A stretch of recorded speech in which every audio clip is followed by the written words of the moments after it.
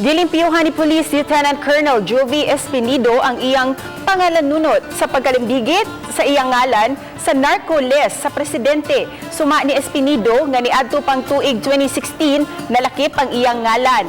Apan gitangtang na kini ni atong 2017. Nahibong siya nga nung subling nabutang karon ang iyang pangalan. Nagpasalamat hinuon siya ni Presidente Rodrigo Duterte nga milimpyo sa iyang pangan.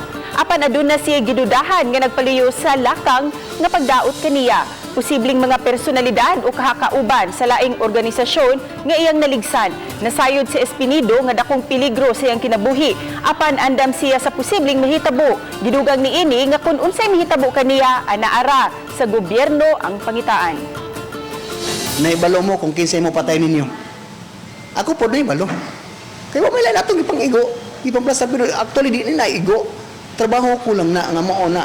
Siyempre, ang nasakitan ka ng Tagalog mo na, bato-bato sa langit, ang matamaan, huwag magalit. Hindi ato, trabaho man ato, pero makita na to nga, kinsa may lain mo himo ana. Can afford, may lain ang naasa. Okay. Sayo ko pa, sorry nga ang gobyerno, because government is your people who pay the tax. Mga tao sa constituents ang gobyerno. Ang naalang sa gobyerno.